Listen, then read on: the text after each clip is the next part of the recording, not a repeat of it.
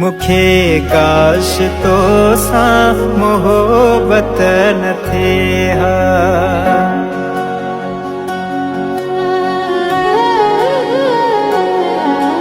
मुखे काश तो सा मोहब्बत न थे हा। कहानी असांजी हकीकत न थे हा। मुखे काश तो सा मोहब्बत न थे हा।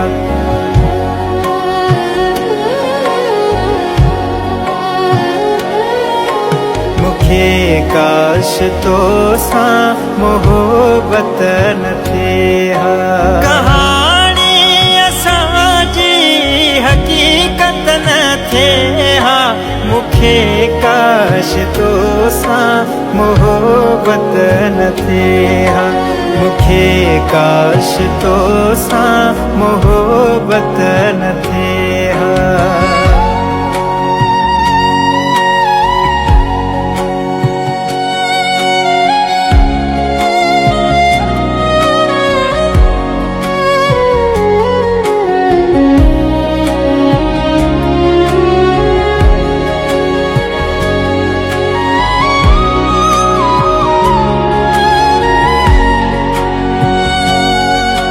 न दिल को खिद्या न मजबूर थया न दुनिया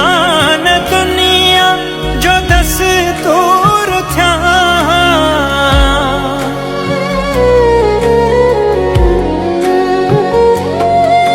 न दिल तो खिद्या न मजबूर थया न दुनिया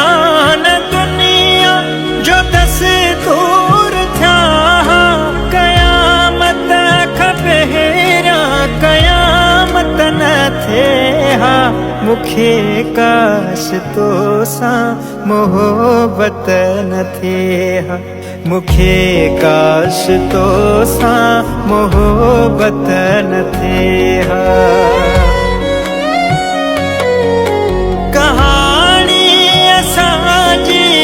हकीकत न थे हा। मुखे काश तो सा मोहब्बत न थे हा। मुखे काश तो सा मोहब्बत न थे हा।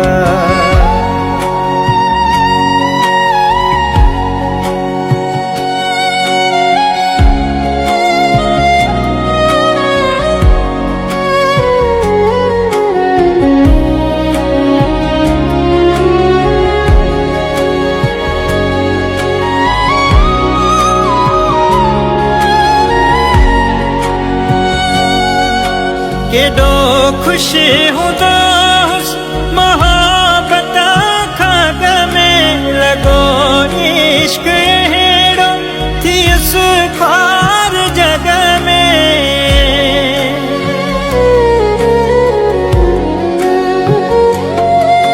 केडो खुश हूंदो मोहब्बत खाग में लगो इश्क अहिड़ो थियुसि ख्वार जग में। मरी भी वञा त हैरत न थे हा।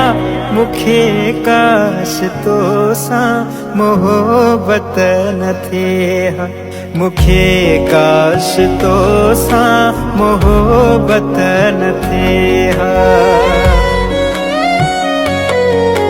कहानी असांजी हकीकत न थे हा। मुखे काश तो सा मोहब्बत न थे हा। मुखे काश तो सा मोहब्बत न थे हा।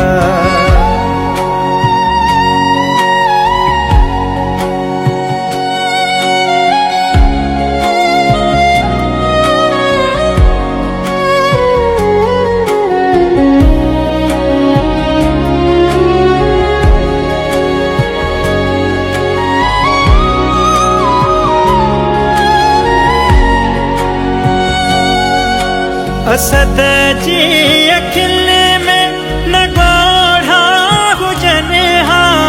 राजे पर खिकारा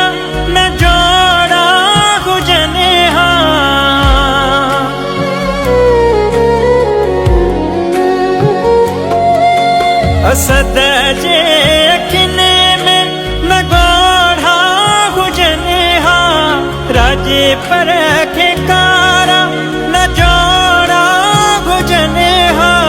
मुंहिंजी दिलि चरीअ खे जे चाहत न थिए हा, मूंखे काश तोसां मोहबत न थिए हा, मूंखे काश तोसां मोहबत न थिए हा।